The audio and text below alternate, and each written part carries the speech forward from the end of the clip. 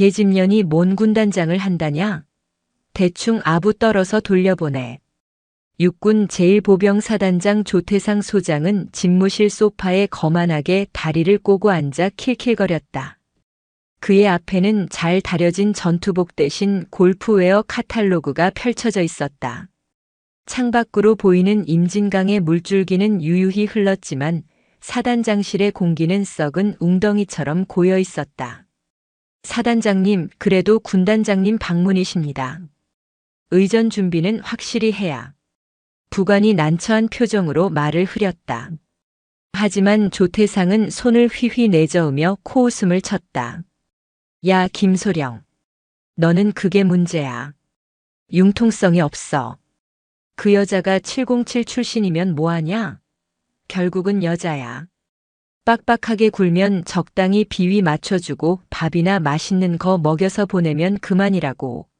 내 말 알아들어? 조태상은 명문가 출신이라는 배경 하나로 승승장구해온 인물이었다. 그에게 군대는 국가를 수호하는 곳이 아니라 자신의 권위를 과시하고 아랫사람들을 부리는 놀이터에 불과했다.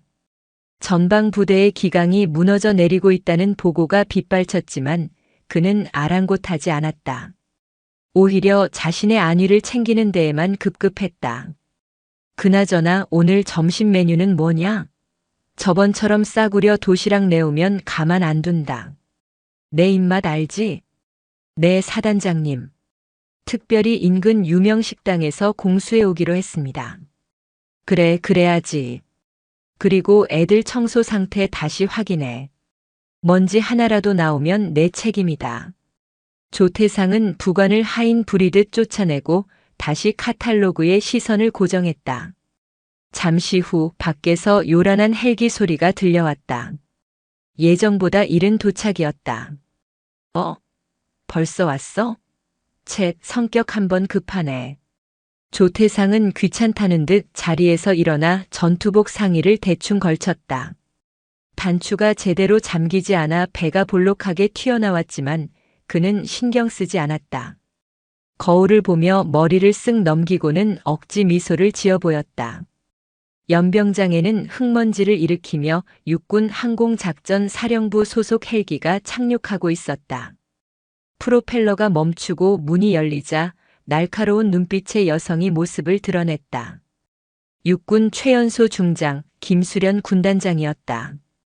그녀의 군복은 주름 하나 없이 칼같이 다려져 있었고 베레모 아래로 보이는 눈빛은 서리빨처럼 차가웠다. 조태상은 느릿느릿 걸어가며 어설픈 거수 경례를 올렸다. 전진. 아이고 군단장님. 먼 길 오시느라 고생 많으셨습니다. 미리 연락이라도 주시지 그러셨습니까? 그의 목소리에는 존경심이라곤 조금도 담겨 있지 않았다. 오히려 상급자를 가르치려 드는 듯한 오만함이 묻어났다.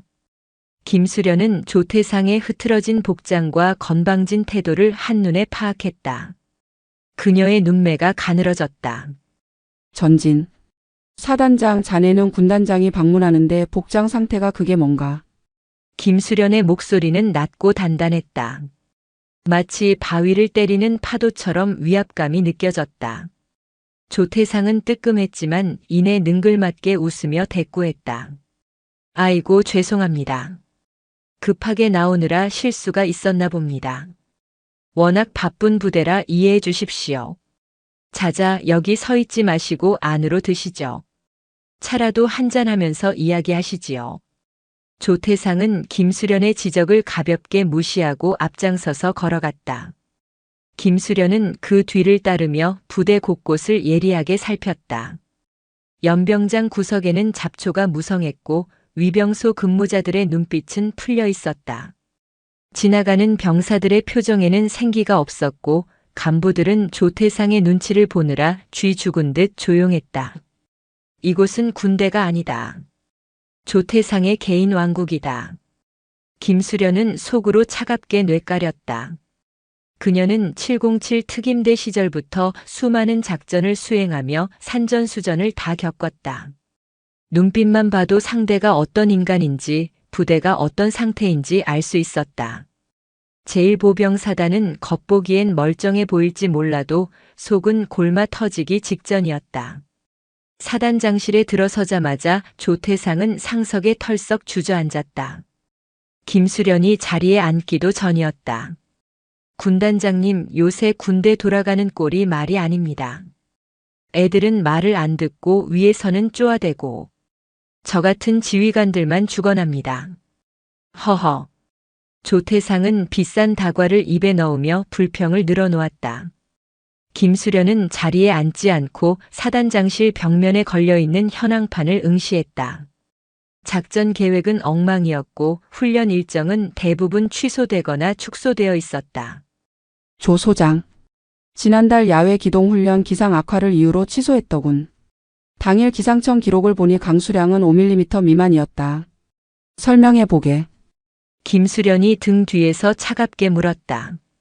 조태상은 씹던 과자를 꿀꺽 삼키며 당황한 기색을 보였다. 아, 그게. 비도 오고 애들 감기 걸리면 전투력 손실 아닙니까? 요즘 병사들 몸이 약해서 무리시키면 민원 들어옵니다. 제가 다 애들 생각해서 그런 겁니다. 병사들 생각? 자네가? 김수련이 천천히 몸을 돌려 조태상을 노려보았다. 그녀의 눈동자 깊은 곳에서 서늘한 분노가 일렁였다. 내가 들어오면서 본 병사들의 군화는 흑투성이었고 생활관 창문은 깨진 채 방치되어 있더군.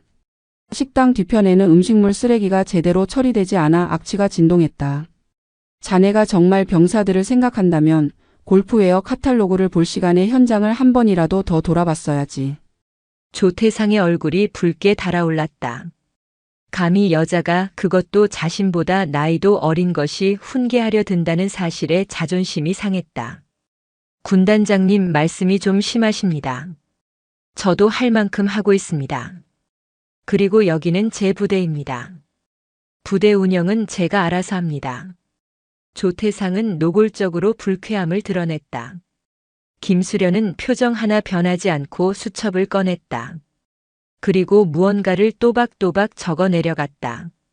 그래, 자네 부대지. 하지만 대한민국 육군의 부대이기도 하다. 오늘부터 자네의 그 알아서 하는 운영 방식 내가 하나하나 뜯어봐 주지. 김수련은 수첩을 덮고 조태상을 정면으로 응시했다. 준비해. 내일 새벽부터 전 부대 불시 검열을 시작한다. 예외는 없다. 조태상의 입이 떡 벌어졌다. 예고도 없는 불시 검열이라니. 그것도 깐깐하기로 소문난 707 출신 군단장이 직접 주관하겠다는 것이다. 등줄기에 식은땀이 흘렀지만 그는 애써 태연한 척했다. 갑자기 검열이라니요? 일정이 너무 촉박합니다. 전쟁이 예고하고 터지나? 자네 말대로 알아서 잘해왔다면 두려울 게 없을 텐데. 김수련은 짧게 대답하고는 뒤도 돌아보지 않고 사단장실을 나섰다. 문이 닫히자마자 조태상은 책상을 내리치며 소리쳤다. 이런 젠장. 재수없게 걸려도 하필.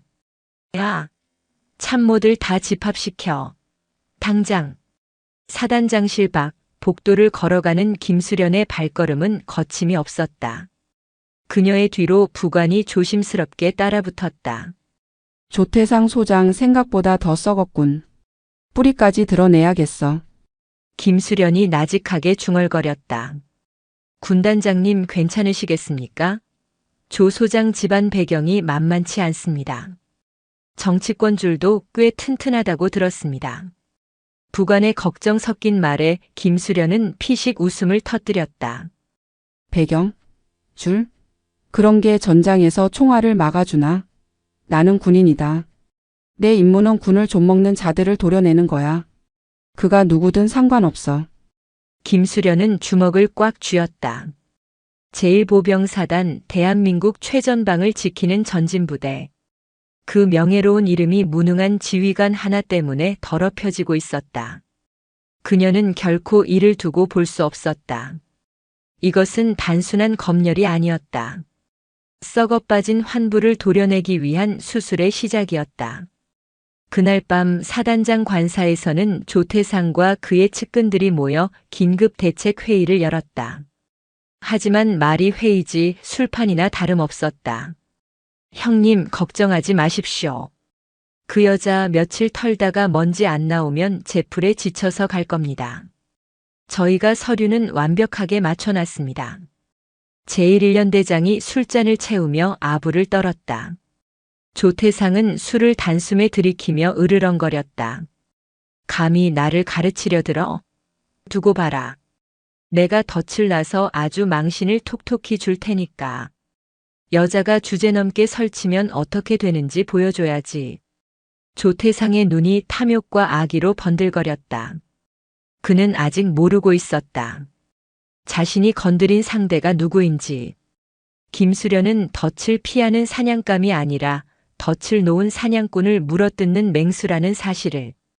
임진강의 밤바람이 거세게 불어왔다. 폭풍우가 몰아치기 직전의 고요함이 전진부대를 감싸고 있었다. 김수련과 조태상 두 사람의 충돌은 이제 피할 수 없는 현실이 되었다. 새벽 4시.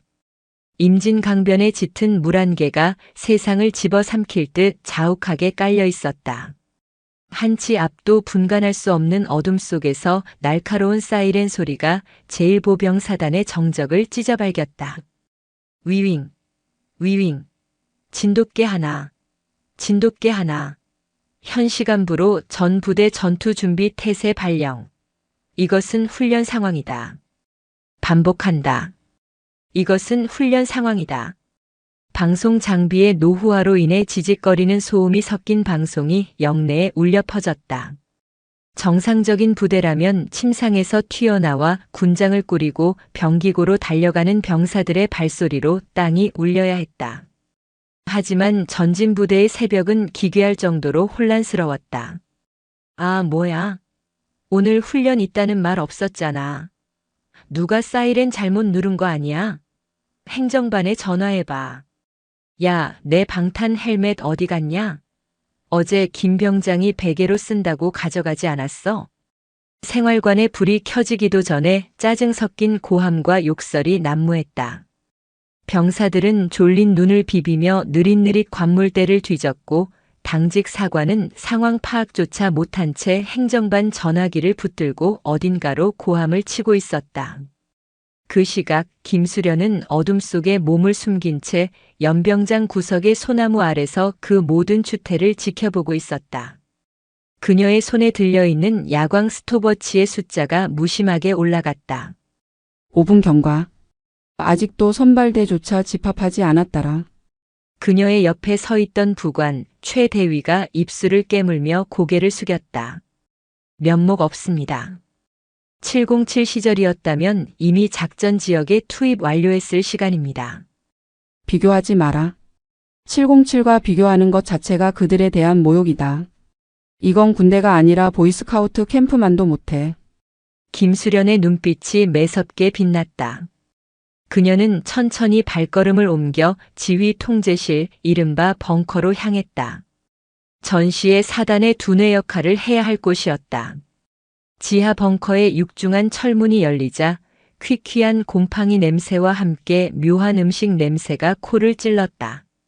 상황판 앞에는 작전 장교들이 우왕좌왕하고 있었고 통신병들은 주파수를 맞추지 못해 애를 먹고 있었다. 사단장은 어디 있나? 김수련의 목소리가 벙커 안의 소음을 단숨에 제압했다. 작전 참모인 중령 하나가 소스라치게 놀라며 경례를 붙였다. 전진. 군단장님. 사단장은 지금. 그게. 작전 구상을 위해 별도 공간에 계십니다. 작전 구상? 이 상황에서 벙커를 비우고 작전 구상을 한다고? 김수련은 참모의 떨리는 눈동자를 놓치지 않았다. 거짓말이었다. 그녀는 대답도 듣지 않고 참모가 힐끔거렸던 벙커 안쪽의 지휘관 휴게실로 성큼성큼 걸어갔다. 군단장님, 거기는 보안구역이라. 참모가 막아서려 했지만 최 대위가 묵직한 어깨로 그를 가로막았다. 김수련이 휴게실 문을 벌컥 열어젖혔다. 나이스 샷. 그렇지, 손목 스냅이 중요해. 이 감각이라니까. 믿을 수 없는 광경이 펼쳐졌다. 상황실의 긴박함과는 전혀 다른 세상이었다. 조태상 소장은 전투복 상의를 탈의한 채 러닝 셔츠 차림으로 퍼팅 연습 매트 위에서 골프채를 휘두르고 있었다. 탁자 위에는 김이 모락모락 나는 최고급 전복죽과 먹음직스러운 반찬들이 차려져 있었다. 조태상은 문이 열리는 소리에 고개를 돌리며 인상을 찌푸렸다. 아, 김중령. 내가 들어오지 말라고 했대. 조태상의 눈이 휘둥그레졌다. 문 앞에 서 있는 것은 자신의 부하가 아니라 서슬 퍼런 눈빛의 김수련 군단장이었다. 작전 구상이 참으로 우아하군 조 소장. 골프채가 자네의 지휘봉인가? 김수련의 시선이 조태상의 손에 들린 퍼터와 탁자 위의 전복죽을 번갈아 훑었다. 조태상은 황급히 골프채를 등 뒤로 감추며 헛기침을 했다. 아, 군단장님. 이게 무슨... 갑자기 들이닥치시면 곤란합니다. 저는 잠시 머리를 식히며 전술적 영감을 떠올리고 있었습니다. 골프라는 게 고도의 집중력을 요하는 스포츠라 전술 구상에 도움이. 전 부대에 진돗개 하나가 발령됐다. 적의 특수부대가 임진강을 도하했다는 가상 시나리오가 하달된 지 20분이 지났어. 그런데 지휘관이 런닝 차림으로 퍼팅이나 하고 있다. 김수련이 한 발자국 다가갔다. 그녀가 내뿜는 기세에 조태상은 뒷걸음질 쳤다. 지금 당장 상황실로 복귀해. 1분 주겠다. 아니, 식사는 하고 나가야 할 것 아닙니까? 새벽부터 사람을 깨워놓고 밥도 못 먹게 하는 건 너무 가혹한 처사 아닙니까? 그리고 훈련 상황인 거 다 아는데 대충 좀 합시다. 예. 조태상은 적반하장으로 따지며 숟가락을 집어들었다. 죽이 식는 게 더 중요하다는 태도였다. 김수련은 깊은 한숨을 내쉬었다. 말이 통할 상대가 아니었다. 최 대위. 예, 군단장님. 기록해. 제1보 병사단장 조태상 소장. 훈련 상황 중 지휘 위치 이탈. 전투 복장 불량. 품위 유지 위반. 기록했습니다. 김수련의 지시에 조태상의 얼굴이 울그락불그락해졌다. 이봐요. 김수련 중장. 아무리 상급자라도 너무 빡빡하게 구는 거 아니오? 내가 군 생활 선배야. 짬밥으로 따지면 내가. 전장에서 짬밥이 목숨을 살려주나? 옷 입어. 밖에서 병사들이 자네를 기다리고 있다. 김수련은 차갑게 쏘아붙이고 휴게실을 나갔다. 조태상은 씩씩거리며 골프채를 바닥에 내동댕이 쳤다. 젠장. 재수 없는 년. 어디 두고 보자. 오늘 훈련 아주 개판으로 만들어서 내 얼굴에 먹칠을 해주마. 조태상은 억지로 전투복을 꿰입으며 악독한 계획을 세웠다. 자신이 무능해서 훈련을 망친 게 아니라 김수련의 무리한 훈련 지시 때문에 부대가 마비된 것처럼 꾸밀 작정이었다. 상황실로 돌아온 조태상은 삐딱하게 의자에 앉아 마이크를 잡았다. 아, 사단장이다. 야, 작전과장. 지금 상황 뭐야? 적이 어디로 왔대? 현재 수색대대 보고에 따르면 가상의 적 특수작전팀이 통일대교 북단을 우회하여 12연대 섹터로 침투한 것으로 추정됩니다. 추정? 야, 확실해? 괜히 애들 뺑뺑이 돌리지 말고 확실한 것만 보고해. 그리고 식사 추진은 어떻게 됐어? 애들 밥은 먹이면서 해야지. 조태상은 작전보다 밥 타령이 먼저였다. 그때 통신병이 다급하게 외쳤다. 보고합니다. 12연대 3대대 GOP 초소 통신 두절입니다. 대항군에게 점거당한 것으로 판단됩니다. 뭐라고? 통신 두절? 예비대는 투입했나? 김수련이 즉각 반응했다. 하지만 조태상은 코웃음을 쳤다. 에이, 통신 장비가 낡아서 그렇겠지. 야, 통신관. 가서 선 확인해봐. 쥐새끼가 갉아먹었나 보네. 조 소장. 초소가 점거당했다는 보고다. 즉시 기동 타격대를 출동시켜야 해. 군단장님 너무 예민하십니다. 우리 애들이 그렇게 호락호락하지 않아요. 그냥 통신장애라니까요. 제가 잘 압니다. 조태상은 김수련의 지시를 묵살하고 느긋하게 다리를 떨었다. 그 순간 벙커의 메인 스크린이 지직거리더니 화면이 바뀌었다. GOP 초소 내부 CCTV 화면이었다. 화면 속에는 사망 판정 표식을 단 병사들이 바닥에 누워 있었고 검은 복면을 쓴 대항군이 카메라를 향해 손을 흔들고 있었다. 그리고 그들 뒤로 초소 내부에 숨겨져 있던 소주병과 족발 뼈다귀들이 적나라하게 비쳤다. 근무 중에 술판을 벌였다는 증거였다. 벙커 안에는 무거운 침묵이 흘렀다. 김수련의 주먹이 하얗게 질릴 정도로 꽉 쥐어졌다. 이게 자네가 말한 호락호락하지 않은 부대의 모습인가? 경계 근무 중에 술판이라니. 조태상의 얼굴이 사색이 되었다. 저 초소는 자신이 평소에 아끼는 중대장이 관리하는 곳이었다. 가끔 자신이 순실을 나가면 몰래 챙겨둔 양주를 꺼내오던 녀석들이었다. 이건 모함입니다. 대항군 놈들이 일부러 가져다 놓은 겁니다. 연출이라고요. 조태상은 억지를 부리기 시작했다. 최 대위 당장 헌병대 투입해. 해당 초소 인원 전원 구속 수사하고 증거물 확보해. 그리고 조 소장 자네는 지금부터 지휘권 박탈이다. 뭐? 지휘권 박탈? 당신 미쳤어? 훈련 중에 사단장 지휘권을 빼서? 내가 누군지 알아? 내 뒤에 누가 있는지 아냐고. 조태상은 이성을 잃고 날뛰었다. 그는 옆에 있던 상황병의 책상을 걷어차고 벽에 걸려있던 지휘봉을 집어 던졌다. 지휘봉은 김수련의 얼굴을 스치고 지나가 벽에 꽂혔다. 내가 이 부대 왕이야. 감히 어디서 굴러먹던 계집이 와서 이래라 저래라야. 상황실의 모든 간부가 얼어붙었다. 하극상이었다. 그것도 전시 상황을 가정한 훈련 중에 상급자를 향해 무력을 행사했다. 김수련은 미동도 하지 않았다.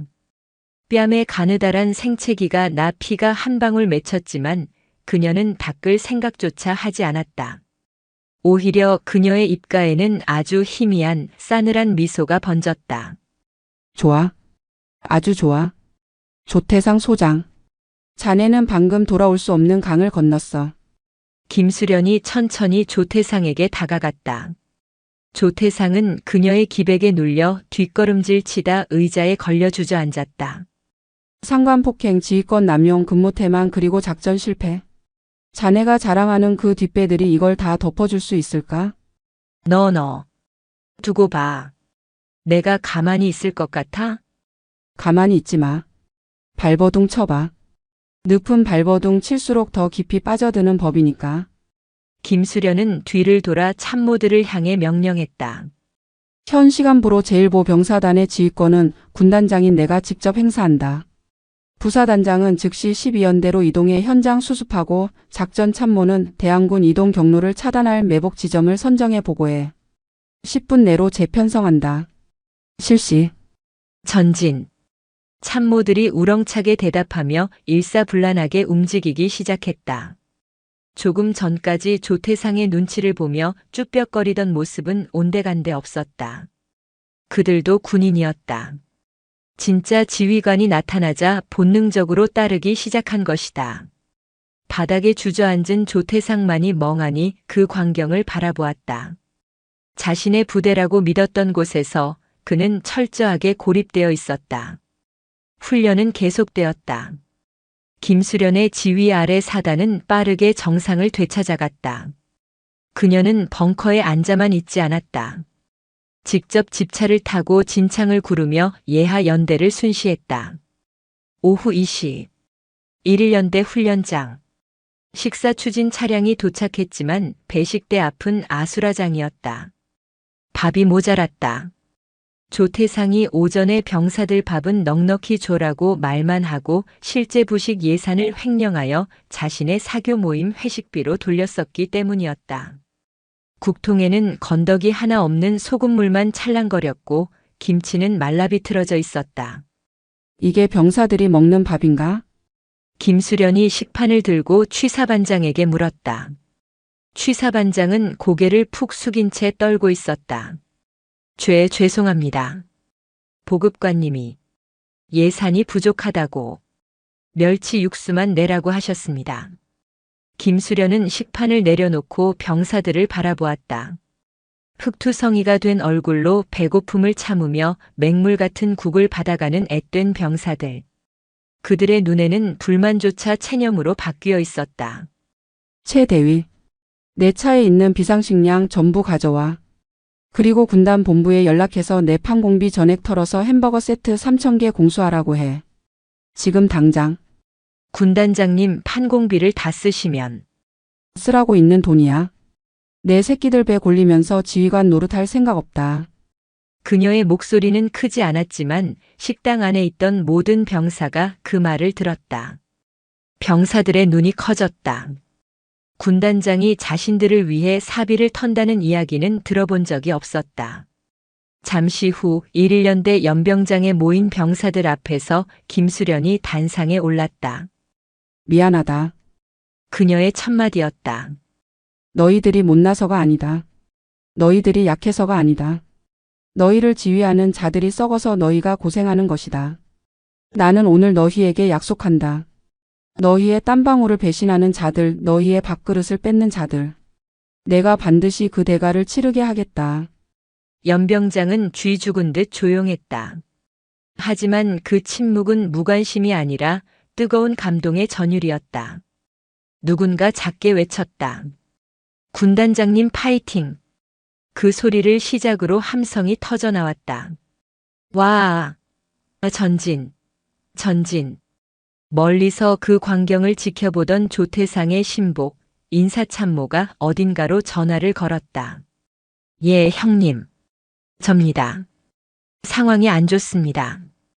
그 여자가 예, 아주 병사들 마음을 다 홀리고 다닙니다. 이대로 가면 사단장님 진짜 위험합니다. 네. 아, 네. 알겠습니다. 제가 처리하겠습니다. 전화를 끄는 인사참모의 눈빛이 비릿하게 빛났다. 여론전으로 가면 우리가 불리해. 그렇다면 물리적으로 흠집을 내는 수밖에. 그는 주머니에서 꼬깃꼬깃한 쪽지를 꺼냈다. 내일 있을 야간 도하 작전의 좌표가 적혀 있었다.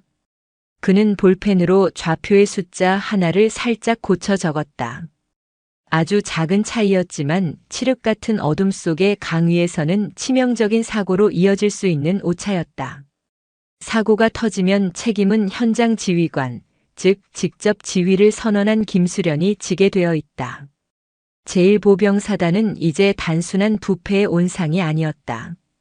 아군이 아군의 등에 칼을 꽂으려 하는 보이지 않는 전장이 되어가고 있었다.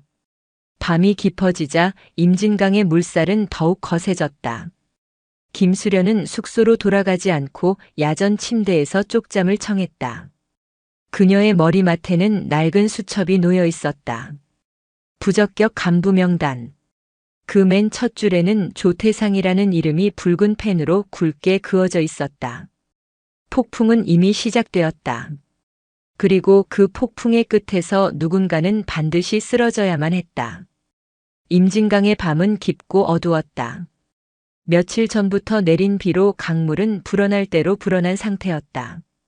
흙탕물은 거대한 뱀처럼 굽이치며 하류를 향해 무섭게 달려갔다. 야간 도하 작전은 평시에도 위험 부담이 큰 훈련이었다.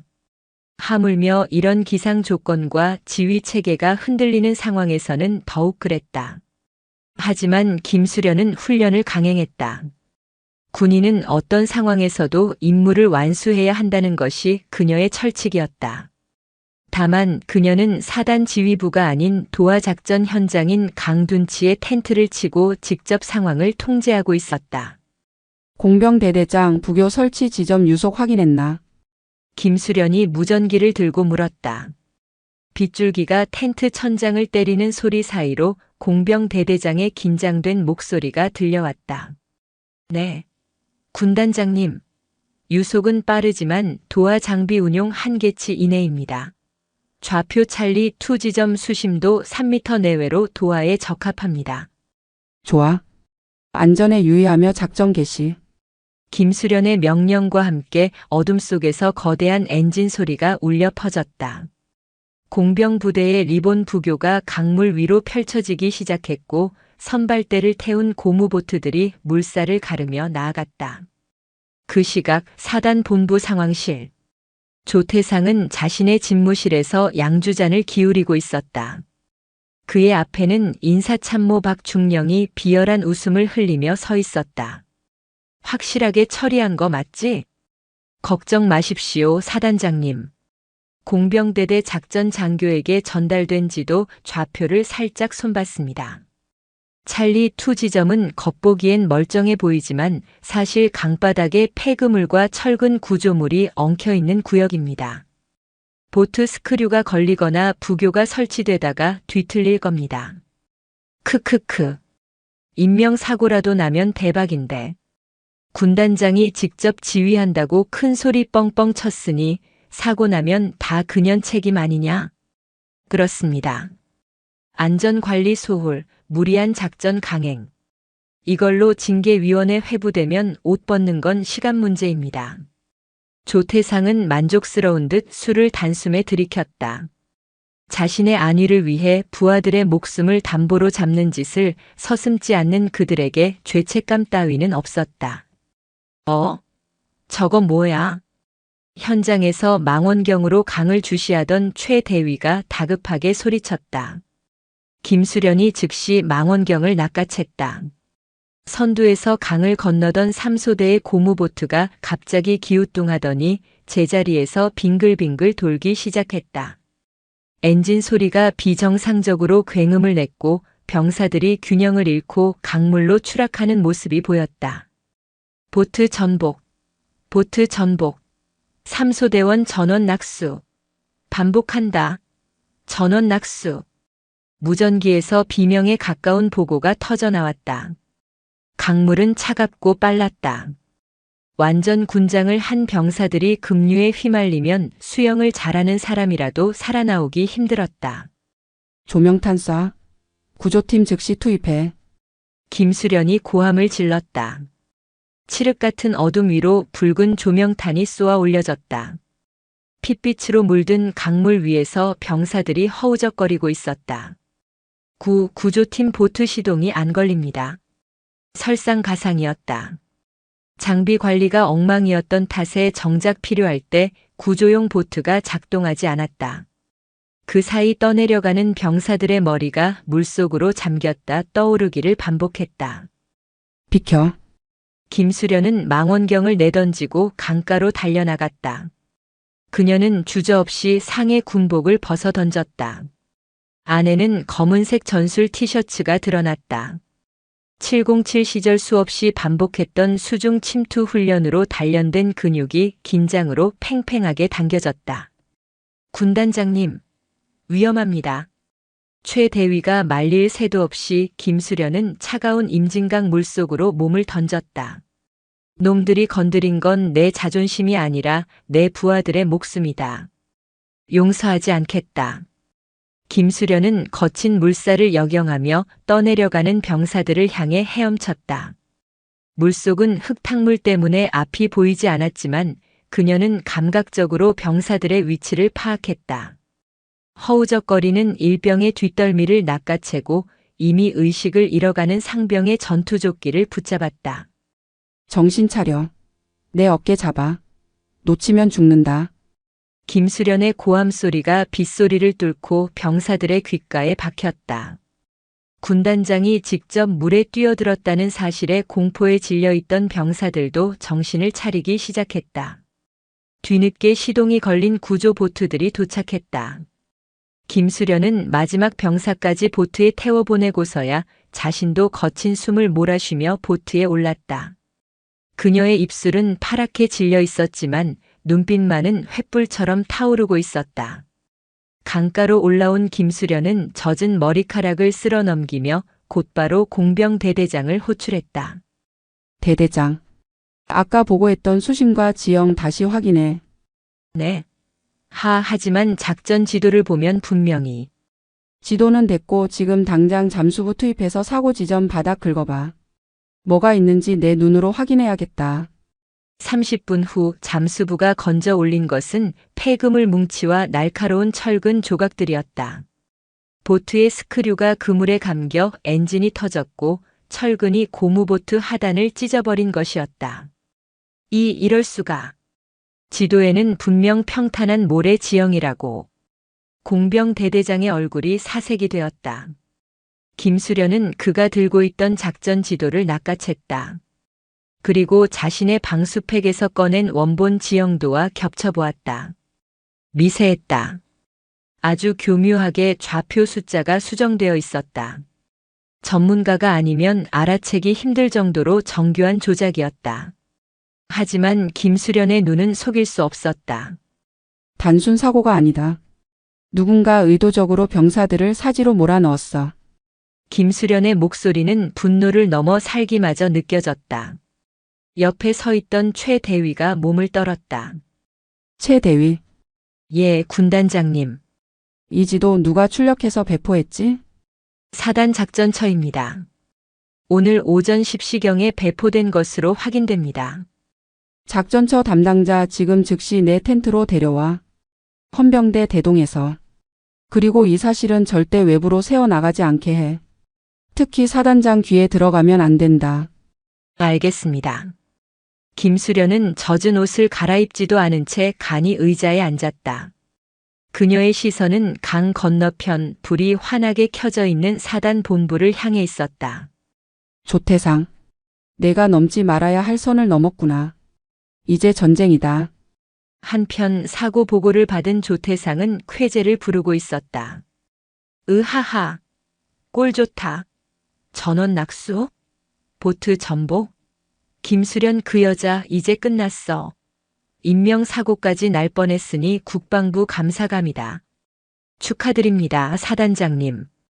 이제 군단장 옷 벗는 거 구경만 하시면 되겠습니다. 박중령도 덩달아 신이 나서 맞장구를 쳤다. 그들은 자신들이 저지른 짓이 얼마나 끔찍한 범죄인지 자각하지 못하고 있었다. 그저 자신들의 안위와 권력이 지켜졌다는 사실에 취해 있을 뿐이었다. 야, 박중령. 내일 아침에 바로 상급부대에 보고 올려. 군단장의 무리한 작전 지시로 인한 사고였다고. 알았지? 이미 초안 작성해 두었습니다. 좋아, 아주 좋아. 오늘 술맛 최고네. 조태상은 창밖을 보며 비웃었다. 폭우가 쏟아지는 밤, 그는 자신이 승리했다고 확신했다. 하지만 그는 모르고 있었다. 어둠 속에서 젖은 군복을 입은 사냥꾼이 조용히 칼을 갈며 다가오고 있다는 사실을. 다음 날 아침 비는 그쳤지만 하늘은 여전히 잿빛이었다. 제1보병사단 연병장에는 무거운 침묵이 감돌았다. 간밤의 사고 소식은 순식간에 퍼져나갔다. 하지만 이상하게도 군단장인 김수련의 표정은 평온했다. 아니, 오히려 전날보다 더 차분해 보였다. 김수련은 임시 집무실로 쓰던 대대장실에서 한 명의 장교와 마주 앉아 있었다. 작전처에서 지도를 담당하는 김대위였다. 그는 겁에 질려 손을 덜덜 떨고 있었다. 김대위. 자네가 어제 배포한 지도다. 설명해봐. 김수련이 펜 끝으로 수정된 좌표를 가리켰다.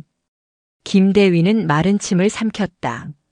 저는 위에서 시키는 대로만 했을 뿐입니다. 인사참모님이 최신 측량 데이터가 나왔다며 좌표를 수정해서 입력하라고 하셨습니다. 인사참모 박중령이? 작전처 소관 업무에 인사참모가 관여했다. 네. 사단장님 지시라고 하셔서 거역할 수 없었습니다. 죄송합니다. 죽을 죄를 지었습니다. 김대위가 책상에 머리를 박으며 오열했다. 모든 퍼즐이 맞춰졌다. 조태상이 지시하고 박중령이 실행했다. 그리고 그 결과 죄 없는 병사들이 죽을 뻔했다. 울지 마. 군인은 눈물로 변명하지 않는다. 김수련은 차갑게 일갈했다. 자네에게 두 가지 선택지를 주겠다. 하나는 방조제로 군사재판에 넘겨져서 불명예 제대하고 감옥에 가는 것. 다른 하나는 내부 고발자가 되어 내 증인이 되는 것. 김대위가 고개를 번쩍 들었다. 증인이 되겠습니다. 시키는 건 뭐든지 하겠습니다. 좋아. 지금부터 자네는 아무 일도 없었던 것처럼 행동해. 박중령이 물어보면 군단장은 사고 수습하느라 정신없어서 원인 파악은 엄두도 못 내고 있다고 보고해. 알겠습니다. 명심하겠습니다. 김대위를 내보낸 김수련은 최대위를 불렀다. 사단장실에 연락해. 오늘 저녁 장교 식당에서 이번 훈련에 대한 중간 강평회를 갖겠다고. 사단장 및 참모 전원 참석하라고 전해. 강평회요? 조태상 소장은 지금 군단장님을 궁지에 몰아넣었다고 생각하고 있을 텐데요. 그러니까 하는 거야. 놈이 가장 방심하고 있을 때 가장 높은 곳에서 떨어뜨려야 하니까. 그날 저녁 장교 식당은 묘한 긴장감 속에 준비되었다. 조태상은 의기양양한 표정으로 입장했다. 그의 뒤로 박중령과 추종 세력들이 득이만만한 미소를 띠며 따라 들어왔다. 아이고 군단장님. 어제 사고 때문에 밤잠도 못 주무셨을 텐데 이렇게 강평회까지 여시고. 정말 대단하십니다. 하하. 조태상은 김수련을 비꼬며 상석 맞은편에 털썩 앉았다. 김수련은 찻잔을 내려놓으며 담담하게 그를 바라보았다. 부대 지휘관으로서 당연한 일이지. 그런데 조 소장 기분이 꽤 좋아 보이는군. 어제 병사들이 죽을 뻔했는데 말이야. 아, 그거야 뭐. 훈련하다 보면 사고도 나고 그러는 거 아닙니까? 군인이 칠칠 맞게 물 좀 먹은 거 가지고 뭘 그리 심각하게 생각하십니까? 그보다 군단장님의 무리한 작전 지시가 원인이라는 말이 돌던데 해명 좀 하셔야 하지 않겠습니까? 조태상이 본색을 드러냈다. 주변에 있던 참모들이 킥킥거리며 웃음을 참았다. 이 자리는 김수련을 성토하고 망신을 주기 위한 자리라고 그들은 믿고 있었다. 김수련은 말없이 자리에서 일어나 스크린 앞으로 걸어갔다. 해명이라. 그래 오늘 이 자리에서 모든 것을 명백히 밝히도록 하지. 그녀가 신호를 보내자 스크린에 화면이 띄워졌다. 첫 화면은 어제 사고가 났던 현장의 수중 촬영 영상이었다. 엉켜있는 폐그물과 날카로운 철근들이 적나라하게 드러났다. 저게 뭡니까? 청소 좀 제대로 하지. 조태상이 혀를 차며 말했다. 저 장애물들이 있는 곳이 바로 어제 도하 지점이었다. 그런데 이상하더군. 공병대가 가지고 있던 지도에는 저곳이 안전지대로 표시되어 있었어. 김수련이 리모컨을 누르자 화면이 바뀌었다. 원본 지도와 조작된 지도가 겹쳐지며 수정된 좌표가 붉은색으로 깜빡였다. 좌중이 술렁거리기 시작했다. 조태상의 눈썹이 꿈틀거렸다. 박중령의 얼굴에서 웃음기가 사라졌다. 누군가 고의로 지도를 조작했다. 이건 단순 사고가 아니라 살인 미수야. 아군을 향한 테러 행위지.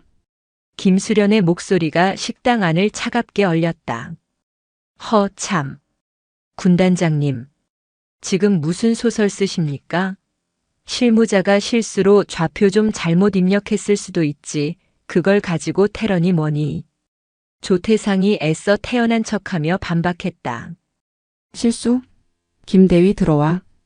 김수련의 호출에 식당 문이 열리고 김대위가 들어왔다. 박중령이 벌떡 일어났다. 김대위. 내가 왜 거기서 나와? 김대위는 박중령의 시선을 피하며 김수련 옆에 섰다. 그리고 떨리는 목소리로 증언을 시작했다. 저는 박중령님의 지시를 받고 지도를 수정했습니다. 사단장님의 명령이라고 하셨습니다. 이 새끼가 미쳤나? 야, 너 지금 누구한테 뒤집어 씌우는 거야? 박중령이 고함을 치며 달려들려 했지만 미리 대기하고 있던 707 출신 헌병들이 그를 제압했다. 이거 안 나? 사단장님, 저놈이 거짓말하는 겁니다. 식당 안은 아수라장이 되었다. 하지만 조태상은 움직이지 못했다. 그의 손이 덜덜 떨리고 있었다. 함정이었다. 김수련은 이미 모든 것을 알고 있었으면서 자신들이 안심하고 기어나오길 기다렸던 것이다. 김수련이 천천히 조태상 앞으로 다가갔다. 조태상 소장. 자네는 부하들의 밥을 뺏어 먹고 훈련을 핑계로 골프를 치고 그것도 모자라 자신의 안위를 위해 병사들을 사지로 몰아넣었어. 이게 대한민국 장군이 할 짓인가? 증거. 증거 있어? 김대위 저놈이 혼자 살려고 거짓말하는 거야. 나는 모르는 일이야. 조태상은 끝까지 발뺌했다. 꼬리 자르기였다. 박중령에게 모든 죄를 뒤집어 씌우려는 속셈이었다. 김수련은 피식 웃었다. 그 웃음이 너무나 서늘해서 보는 이들의 등골을 오싹하게 만들었다.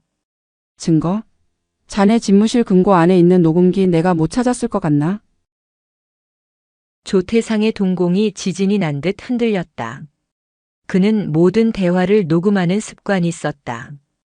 혹시 모를 상황에 대비해 보험용으로 남겨둔 것이었지만 그것이 오히려 자신의 목을 죄는 올가미가 될 줄은 꿈에도 몰랐다. 오늘 새벽 자네가 술에 취해 골아떨어져 있을 때 내 부하들이 자네 관사를 압수수색했다. 거기에는 자네가 박중령에게 지시하는 육성이 아주 생생하게 담겨 있더군. 사고 나면 다 그년 책임 아니냐라고 했던가? 조태상은 다리에 힘이 풀려 의자 아래로 주저앉았다. 바지 가랑이가 축축하게 젖어 들어갔다. 공포와 수치심에 오줌을 지린 것이다. 살려주세요. 군단장님. 아니 수련아. 우리 동기잖아. 한 번만 봐줘. 조태상은 조금 전까지의 거만함은 온데간데 없이 김수련의 바지가랑이를 잡고 애원했다. 추악함의 극치였다. 김수련은 벌레를 보듯 그를 내려다보았다. 내 이름 부르지 마. 입 더러워지니까. 그녀는 가차없이 발을 빼며 헌병대장에게 손짓했다. 현 시간부로 조태상 소장을 살인미수, 직권남용, 뇌물수수 혐의로 긴급 체포한다. 관련자 전원 구속 수사해. 털끝 하나라도 놓치지 말고 탈탈 털어. 예, 알겠습니다. 헌병들이 조태상의 양팔을 꺾어 수갑을 채웠다. 으악, 이거나. 내가 누군지 알아. 으앙.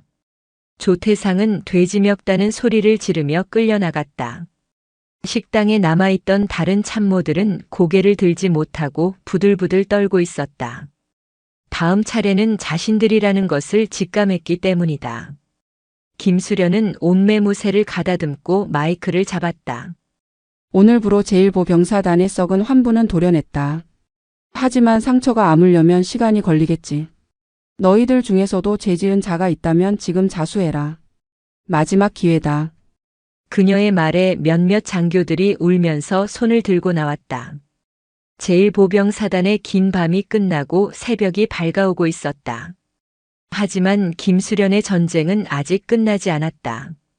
조태상은 시작일 뿐 군 내부에 뿌리 박힌 부패의 사슬은 더 깊고 어두운 곳까지 연결되어 있었기 때문이다. 식당을 나선 김수련은 밤하늘을 올려다보았다. 구름 사이로 희미하게 달빛이 비치고 있었다. 이제 시작이다. 그녀는 주먹을 꽉 쥐었다. 파주 문산의 차가운 바람이 그녀의 어깨를 스치고 지나갔다. 폭풍이 지나간 제1보병사단에는 낯선 평화가 찾아왔다. 임진강을 타고 넘어오는 바람 냄새부터 달라져 있었다. 더 이상 식당 뒤편에서 썩어가는 음식물 쓰레기 악취는 나지 않았다. 대신 갓 지은 쌀밥의 고소한 냄새와 고기 볶는 향기가 영내를 가득 채웠다. 점심시간 병사들의 식판은 풍성했다. 조태상 사단장이 횡령했던 부식비가 정상화되자 식단의 질이 수직 상승한 것이다. 야, 이거 진짜 소고기 맞아? 고무 타이어 씹는 맛이 아닌데? 군단장님이 업체 싹 다 바꿨다잖아. 이제 좀 사람 사는 곳 같다. 병사들의 얼굴에 기름기가 돌고 생기가 넘쳤다. 하지만 그 평화는 병사들에게만 해당되는 이야기였다. 사단 본부 건물의 공기는 여전히 살얼음판이었다. 김수련 군단장이 직접 주재하는 감찰이 연일 계속되고 있었기 때문이다. 사단장실을 임시 집무실로 쓰고 있는 김수련은 산더미처럼 쌓인 서류들 속에 파묻혀 있었다. 그녀의 눈 밑에는 피로가 내려앉았지만 눈빛만은 형형하게 빛났다. 최 대위 조태상의 차명 계좌 내역은 확인했나? 김수련이 펜을 놓지 않은 채 물었다. 예, 군단장님. 생각보다 규모가 큽니다. 단순히 부식비를 횡령한 수준이 아닙니다. 매달 정기적으로 의문의 법인에서 거액이 입금된 정황을 포착했습니다. 청솔 유통이라는 곳인데 겉으로는 식자재 납품 업체지만 실체가 없는 유령 회사로 보입니다. 청솔 유통이라. 냄새가 나는군. 김수련은 의자를 돌려 창밖을 바라보았다. 조태상 하나를 잡아넣는다고 끝날 일이 아니었다. 그에게 돈을 댄 자들 그리고 그 돈을 나눠 가진 자들이 더 있을 것이 분명했다. 그때 집무실 전화기가 요란하게 울렸다. 내선이 아닌 국방부 직통 라인이었다. 김수련은 잠시 전화기를 응시하다 수화기를 들었다. 통신보안 제1군단장 김수련 중장입니다. 아, 김장군. 나야 육군본부 인사사령관. 수화기 너머로 들려오는 목소리는 느글거릴 정도로 친근했지만 뼈가 들어있었다. 이번에 1사단 일처리 아주 깔끔하게 했다며? 역시 707 출신이라 다르구먼. 그런데 말이야, 너무 깊게 파는 거 아닌가 싶어서 전화했어. 무슨 말씀이십니까? 조태상 소장 말이야. 그 친구가 실수는 했지만 그래도 우리 군의 자산 아닌가. 너무 몰아세우면 군 위신도 떨어지고 무엇보다 자네 입장이 곤란해질 수도 있어. 적당한 선에서 징계하고 마무리하는 게 어때? 위에서도 시끄러운 거 싫어하잖아. 김수련의 입가에 차가운 미소가 번졌다. 올 것이 왔다. 조태상이 큰 소리치던 뒷배가 움직이기 시작한 것이다. 사령관님. 군의 위신은 썩은 환부를 감출 때 떨어지는 것이 아니라 도려낼 때 다시 세워지는 것입니다. 저는 제 원칙대로 수사하겠습니다. 이 친구 보게. 융통성이라곤 없구만.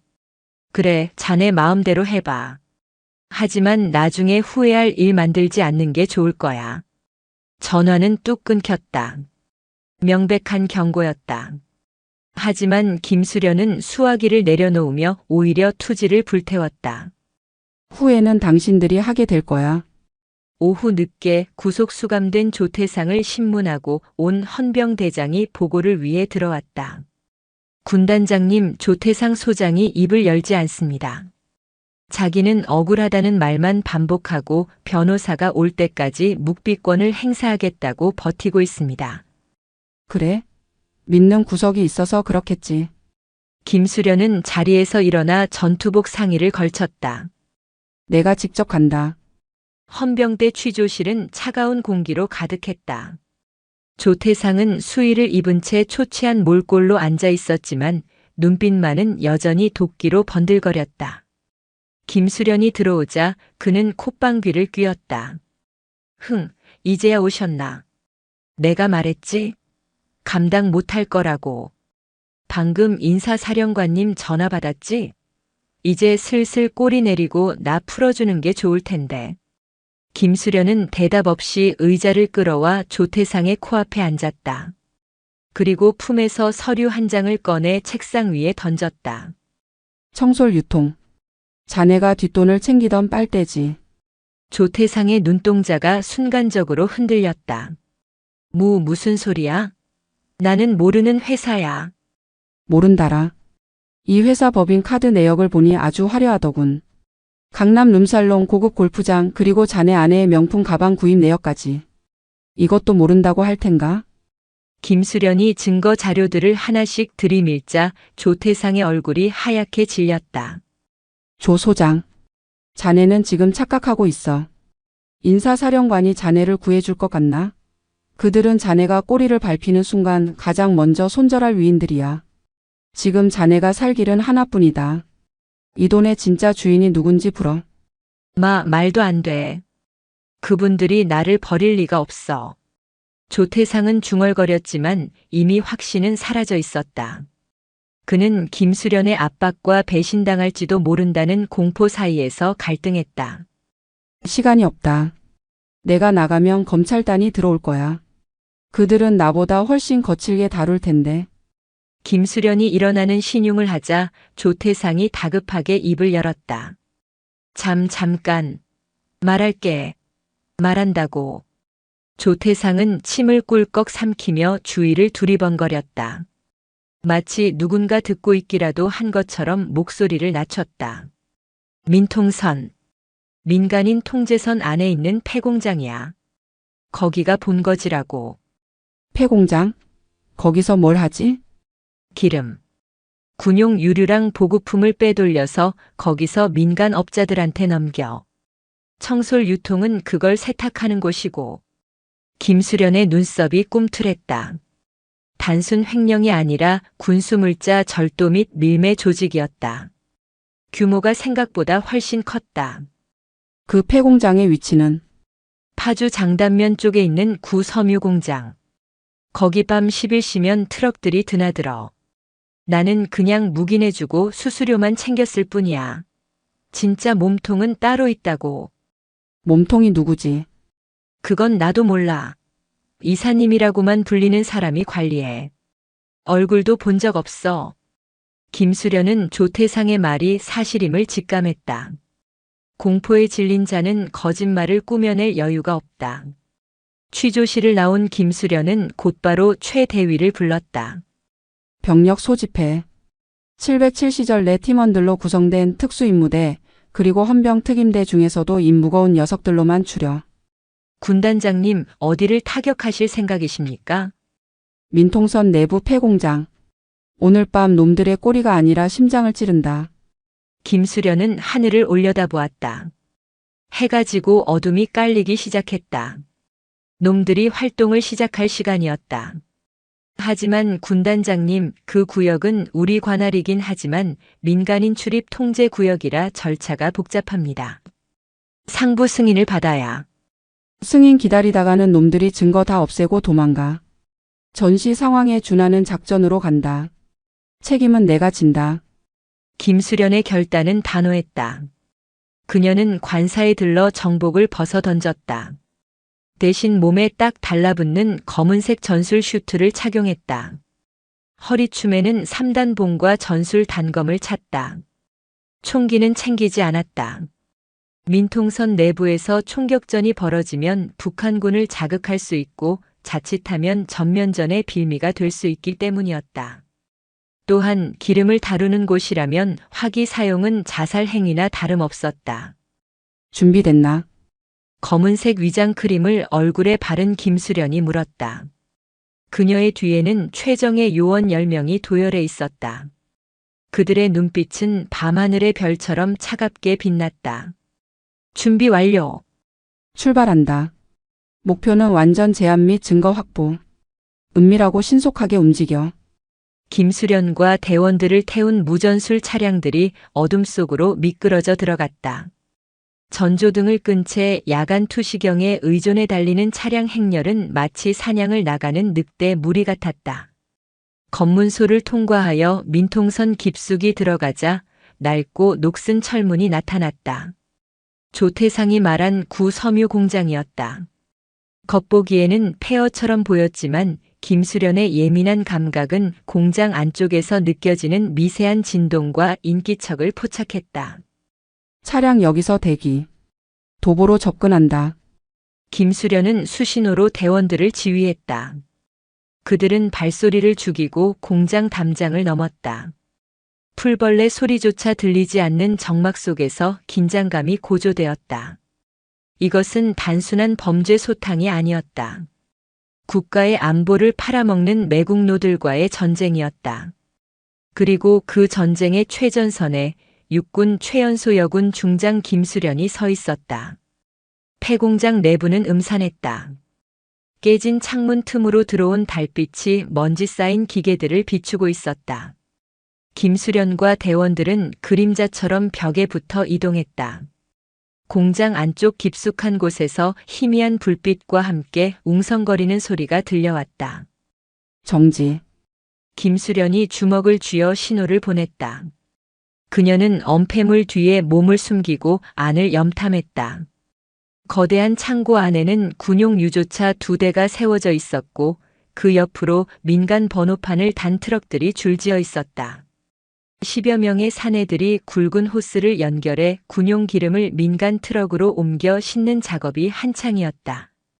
야, 빨리빨리 움직여. 오늘 물량 다 못 맞추면 이사님한테 죽는다. 작업 반장으로 보이는 덩치 큰 사내가 소리쳤다. 그들은 군복을 입고 있지 않았지만 짧은 머리와 다부진 체격으로 보아 전역한 지 얼마 안 된 군인 출신이거나 전문적인 용역 깡패들로 보였다. 상황 확인. 유류 절도 현장이다. 인원은 12. 무장 상태는 확인 불가나 둔기류를 소지한 것으로 추정. 김수련이 무전기 마이크를 톡톡 두드려 신호를 보냈다. 최 대위가 수신호로 묻혔다. 진입할까요? 김수련은 잠시 고민했다. 여기서 덮치면 현행범으로 체포는 가능하지만 배후를 캐내기는 어려울 수 있었다. 하지만 지금 이 순간에도 군의 혈세인 기름이 빠져나가고 있었다. 그때였다. 창고 구석 사무실에서 양복을 입은 남자가 걸어 나왔다. 말끔한 차림새였지만 눈매가 뱀처럼 사나웠다. 어이 반장. 이번 것만 잘 처리하면 보너스 두둑하게 챙겨줄 테니까 신경 써. 요즘 군단장이 새로 와서 설친다며? 꼬투리 안 잡히게 조심하고. 걱정 마십시오, 실장님. 여기는 민통선이라 군단장 하레비가 와도 모릅니다. 그리고 위에서 다 막아주고 계신 거 아닙니까? 크크크. 양복 입은 남자는 비릿하게 웃으며 담배를 입에 물었다. 그리고 라이터를 켰다. 칙. 지금이다. 김수련이 판단을 내렸다. 라이터 불꽃이 기름 유증기와 만나면 대폭발이 일어날 수도 있는 상황이었다. 저들의 안전 불감증이 도를 넘었다. 김수련은 바닥에 있던 돌멩이를 집어 반대편 벽으로 던졌다. 깡! 날카로운 금소금이 울려 퍼지자 작업하던 사내들의 시선이 일제히 그쪽으로 쏠렸다. 뭐야? 무슨 소리야? 쥐새끼인가? 그 찰나의 틈을 타 김수련이 어둠 속에서 튀어나갔다. 그녀의 목표는 가장 위험한 인물 라이터를 든 양복쟁이였다. 김수련은 순식간에 거리를 좁혀 양복쟁이의 손목을 낚아채 비틀었다. 으악!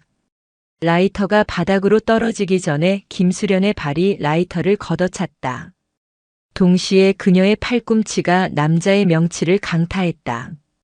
억소리도 내지 못하고 남자가 고꾸라졌다. 뭐야? 짭새야? 아니야. 군인이다. 잡아. 작업 반장이 소리치며 쇠파이프를 집어들었다. 나머지 일당들도 주변에 있는 몽키 스패너와 강목을 들고 달려들었다. 제 앞에. 김수련의 외침과 함께 숨어있던 대원들이 창고 안으로 들이닥쳤다. 난투극이 벌어졌다. 좁은 통로와 기계들 사이에서 얽히고 설킨 육탄전이 시작되었다. 상대는 덩치가 크고 힘이 센 놈들이었지만 김수련의 대원들은 살인 기술을 연마한 인간 병기들이었다. 최 대위가 달려드는 사내의 쇠파이프를 피하며 로우킥으로 무릎을 걷어찼다. 뼈가 부러지는 소리와 함께 사내가 비명을 질렀다. 다른 대원들은 유도 기술로 상대를 맺히거나 관절기를 걸어 무력화시켰다. 김수련은 포위된 상태였다. 작업 반장과 덩치 2명이 그녀를 에워쌌다. 이 계집년이 어디서 겁도 없이. 작업 반장이 쇠파이프를 크게 휘둘렀다. 붕 하는 소리가 날 정도로 위력적인 공격이었다. 하지만 김수련은 종이 한 장 차이로 몸을 뒤로 젖혀 피했다. 쇠파이프가 허공을 가르는 순간 그녀는 반동을 이용해 앞으로 파고들었다. 동작이 너무 커. 김수련의 3단봉이 펴지며 작업 반장의 손목을 때렸다. 악! 쇠파이프를 놓친 그의 턱에 김수련의 돌려차기가 장렬했다. 거구의 사내가 나무 토막처럼 쓰러졌다.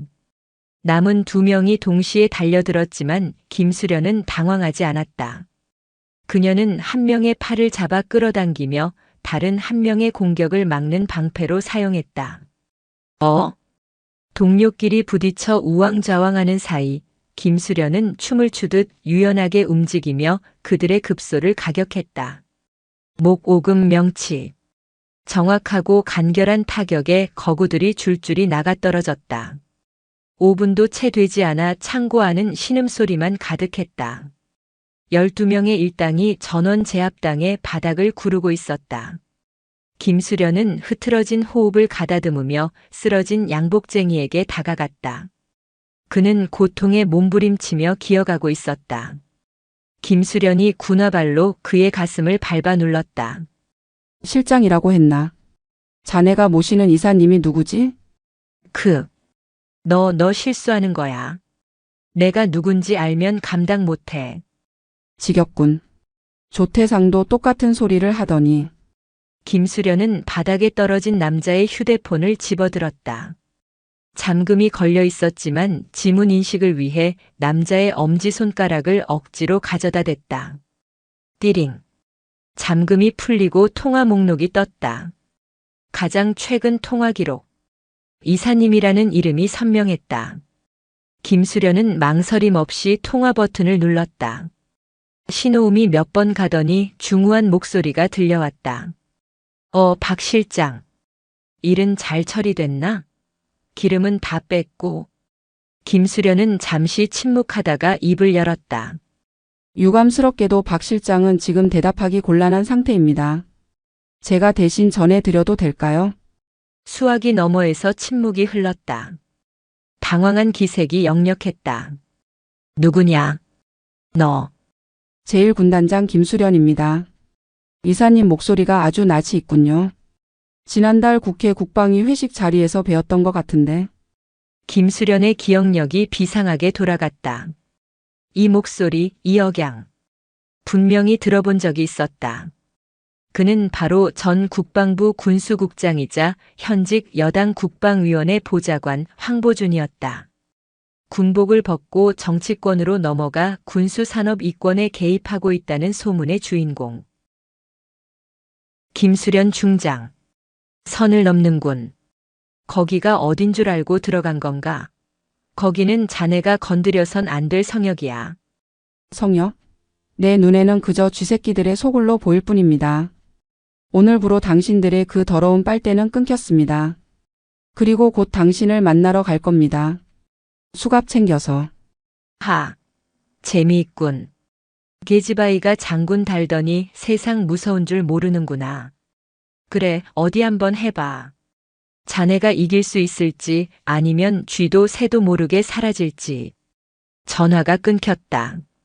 협박이었다. 하지만 김수련은 두려움 대신 전율을 느꼈다. 놈들은 당황하고 있었다. 자신이 그들의 아킬레스건을 건드린 것이다. 최 대위. 네, 군단장님. 이놈들 전부 헌병대로 이송해. 그리고 여기 있는 장부 컴퓨터 하드디스크, 차량 블랙박스 하나도 빠짐없이 확보해. 오늘 밤은 아무도 못 잔다. 알겠습니다. 대원들이 분주하게 움직이기 시작했다. 김수련은 창고 밖으로 나왔다. 밤 공기가 차가웠지만 그녀의 몸은 뜨겁게 달아올라 있었다. 멀리서 사이렌 소리가 들려왔다. 뒤늦게 지원 병력이 도착하고 있었다. 김수련은 어둠 속에 잠긴 민통선 철책을 바라보았다. 안개가 자욱하게 끼어 있었다. 저 안개 속에 숨어 자신을 노려보고 있을 거대한 괴물들. 조태상은 그저 꼬리에 불과했다. 진짜 싸움은 이제부터였다. 황보준. 그리고 그 뒤에 숨어 있는 놈들. 다 나와. 내가 하나씩 밟아줄 테니. 김수련은 주먹을 꽉 쥐었다. 그녀의 등 뒤로 거대한 그림자가 드리워졌다. 그것은 단순한 어둠이 아니라 그녀가 짊어져야 할 거대한 전쟁의 서막이었다. 다음 날 아침 대한민국 육군 제1군단 사령부는 벌집을 쑤신 듯 시끄러웠다. 그러나 그 소란의 원인은 김수련이 적발한 유류절도 사건의 성과 때문이 아니었다. 텔레비전 뉴스 속 앵커의 목소리가 사령부 로비에 날카롭게 울려 퍼졌다. 속보입니다. 육군 최연소 여성 군단장으로 화제를 모았던 김수련 중장이 민간인을 상대로 무자비한 폭력을 행사했다는 의혹이 제기되었습니다. 피해자들은 자신들이 평범한 물류업체 직원이며 군단장이 이끄는 무장병력에게 이유 없이 구타당했다고 주장하고 있습니다. 화면에는 붕대를 칭칭 감고 병상에 누워있는 어젯밤의 그 양복쟁이 박 실장의 인터뷰가 나오고 있었다. 아니, 저희는 그냥 군부대에서 나오는 폐기름 수거하러 간 건데 갑자기 쳐들어와서는 사람을 죽도록 팼습니다. 억울합니다. 가증스러운 눈물 연기였다. 여론은 순식간에 들끓었다. 인터넷 댓글창은 김수련을 비난하는 글로 도배되었다. 군인이 깡패냐, 권력 남용이다, 여자라고 봐줬더니 선 넘네 등 자극적인 비난이 쏟아졌다. 집무실에서 뉴스를 지켜보던 최 대위가 분을 참지 못하고 리모컨을 던질 듯이 쥐었다. 이런 쓰레기 같은 놈들. 적반하장도 유분수지, 절도범들이 피해자 코스프레를 해. 당장 정정보도 요청해야 합니다. 김수련은 창가에 서서 멀리 보이는 임진강을 응시하고 있었다. 그녀의 표정은 폭풍우가 몰아치는 바다 한가운데 서 있는 바위처럼 고요했다. 예상했던 일이야. 놈들은 법보다 여론이 더 무섭다는 걸 알고 있어. 자신들의 죄를 덮기 위해 나를 악녀로 만들 작정인 거지. 그때 집무실 문이 거칠게 열리며 육군본부 감찰단 소속 대령들이 들이닥쳤다. 김수련 중장님, 육군본부 감찰단장입니다. 민간인 불법 감금 및 폭행 혐의로 긴급 감찰이 결정되었습니다. 현 시간부로 군단장 직무 정지를 통보합니다. 조사를 위해 동행해 주십시오. 최 대위가 앞을 막아섰다. 지금 장난하십니까? 군단장님은 범죄 현장을 덮친 겁니다. 범죄자들을 잡았는데 상은 못 줄망정 직무 정지라니요. 비키시오. 상부 명령이요. 감찰단장과 최 대위 사이에 험악한 기류가 흘렀다. 당장이라도 주먹이 오갈 것 같은 상황이었다. 비켜라, 최 대위. 김수련의 낮지만 단호한 목소리가 공간을 갈랐다. 하지만 군단장님. 명령이다. 나는 떳떳해. 조사받으면 진실은 밝혀진다. 김수련은 최 대위의 어깨를 두어 번 두드려주고는 감찰단장을 향해 걸어갔다. 가시죠. 하지만 명심하게. 진실을 덮으려 할수록 그 대가는 혹독할 거라는 걸. 감찰단장은 김수련의 서슬퍼런 눈빛에 흠칫 놀랐지만 애써 태연한 척하며 그녀를 연행했다. 김수련이 떠나는 뒷모습을 보며 최 대위는 주먹을 꽉 깨물었다. 피맛이 났다. 조사는 지루하고 편파적이었다. 감찰관들은 유류 절도에 대한 증거는 무시하고 오로지 김수련이 행사한 폭력에만 초점을 맞췄다. 중장님, 당시 3단봉을 사용하셨죠? 상대방은 무기가 없었다고 진술하던데 과잉 진압 아닙니까? 쇠파이프와 몽키 스패너를 들고 덤비는 12명의 장정입니다. 그게 무기가 아니면 뭔가? 장난감인가? 피해자들은 작업 도구였다고 주장합니다만 작업 도구로 사람 머리를 노리나? 헛소리 집어치우고 그들이 빼돌린 기름 장부나 확인해. 내 집무실 금고에 보관된 증거물 감찰단에서 가져갔을 거 아닌가. 감찰관은 당황한 듯 시선을 피하며 서류를 만지작거렸다. 아, 그 장부는 현재 분실.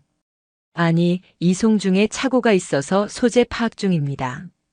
김수련은 헛웃음을 터뜨렸다. 분실? 대한민국 육군 감찰단이 증거물을 분실해? 짜고 치는 고스톱도 정도껏 해야지. 그녀는 의자에 깊숙이 몸을 기댔다. 이 조사는 요식행위였다. 이미 결론은 정해져 있었다. 김수련 중장 해임 및 불명예 전역. 그들은 시간을 끌며 김수련의 손발을 묶어놓고 뒤로는 증거를 인멸하고 있을 것이 뻔했다. 밤 10시. 조사가 잠시 중단된 틈을 타 김수련은 화장실로 향했다. 복도에는 감시병이 서 있었지만 그녀를 막지는 않았다. 화장실 칸 안에 들어간 김수련은 군화 뒤축에 숨겨두었던 초소형 통신기기를 꺼냈다. 707 시절부터 사용하던 비상 연락망이었다. 최 대위 들리나? 칙. 네. 군단장님, 괜찮으십니까? 이어폰 너머로 최 대위의 다급한 목소리가 들려왔다. 나는 괜찮아. 상황은? 최악입니다. 감찰단 놈들이 사무실을 다 뒤집어 놨습니다. 가져온 하드디스크랑 서류들 놈들이 다 압수해 갔습니다. 증거가 사라졌습니다. 김수련의 눈매가 가늘어졌다. 예상은 했지만 생각보다 놈들의 움직임이 빨랐다. 아니, 하나 남았어. 네. 그게 무슨 말씀이십니까? 어제 현장에서 내가 박 실장 놈 휴대폰을 챙겼었지. 감찰단 놈들이 내 몸수색을 할 때 휴대폰은 제출했지만 유심칩은 내가 따로 빼뒀다. 지금 내 군복 안주머니에 있어. 아, 역시 군단장님.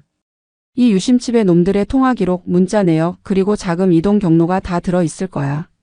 이게 우리의 마지막 카드다. 그걸 어떻게 전달받죠? 지금 사령부는 봉쇄됐습니다. 오늘 밤 자정 이송 차량으로 나를 모초로 옮긴다고 한다. 자유로를 탈 거야.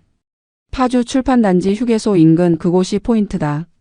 설마 탈출하실 생각이십니까? 탈출이 아니야.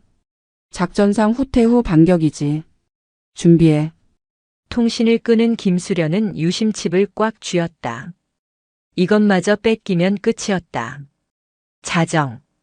김수련을 태운 검은색 세단이 육군본부 영내를 빠져나와 자유로에 진입했다. 앞뒤로 헌병 차량이 호위하고 있었다. 차 안에는 감찰관 1명과 운전병 그리고 김수련이 타고 있었다. 비가 추적추적 내리는 밤이었다. 자유로의 가로등 불빛이 빗물에 번져 흐릿했다. 김수련은 창밖을 보며 타이밍을 재고 있었다. 그때였다. 반대편 차선에서 전조등을 끈 덤프트럭 한 대가 중앙분리대를 들이받으며 무섭게 돌진해 왔다. 뭐야? 운전병이 비명을 지르며 핸들을 급하게 꺾었다. 쾅! 덤프트럭은 김수련이 탄 세단의 측면을 그대로 들이받았다. 차체는 종이장처럼 구겨졌고 차는 도로 위를 팽이처럼 몇 바퀴 돌다가 가드레일을 들이받고 멈춰 섰다. 호위하던 헌병 차량들도 급정거하며 연쇄 추돌 사고가 일어났다. 아수라장이었다. 단순한 사고가 아니었다. 김수련을 제거하기 위한 암살 시도였다. 찌그러진 차 안에서 매캐한 연기가 피어올랐다. 운전병과 감찰관은 의식을 잃고 피를 흘리고 있었다. 김수련 역시 이마가 찢어져 피가 흘러내렸지만 특유의 위기 대처 능력으로 충돌 직전 몸을 최대한 웅크려 치명상은 피했다. 김수련은 신음하며 깨진 유리창을 발로 걷어찼다. 문이 열리지 않았다. 그녀는 온몸의 근육을 쥐어짜며 찌그러진 프레임을 밀어냈다. 거기 있나 확인해. 죽었으면 시신이라도 가져가야 해. 밖에서 낯선 사내들의 목소리가 들렸다. 덤프트럭에서 내린 놈들이었다. 놈들은 확인 사살을 하러 온 것이다. 김수련은 깨진 유리 조각을 손에 쥐었다. 무기는 없었다. 부상당한 몸과 유리 조각 하나. 하지만 그녀는 김수련이었다. 놈들이 다가와 차 안을 들여다보려는 순간 김수련이 튀어나갔다. 악! 가장 먼저 다가온 놈의 목을 유리 조각으로 그었다. 깊지는 않았지만 놈은 당황하여 뒤로 물러섰다. 김수련은 그 틈을 타놈의 손에 들려있던 야구방망이를 빼앗았다. 겨우 이 정도인가? 사람을 죽이려면 탱크라도 끌고 왔어야지. 피칠갑을 한 김수련이 야구방망이를 고쳐 쥐며 으르렁거렸다. 빗속에 선 그녀의 모습은 지옥에서 돌아온 악귀 같았다. 이 독한 년이. 남은 세 놈이 동시에 달려들었다. 김수련은 부상당한 다리를 끌면서도 정확하게 놈들의 공격을 막아냈다. 깡! 깡! 야구방망이와 쇠파이프가 부딪히며 불꽃이 튀었다. 하지만 역부족이었다. 출혈이 심해 시야가 흐려지고 있었다. 한 놈이 김수련의 뒤통수를 노리고 파이프를 휘둘렀다. 탕! 둔탁한 타격음이 났지만 쓰러진 건 김수련이 아니었다. 뒤에서 공격하려던 놈이 비명을 지르며 나뒹굴었다.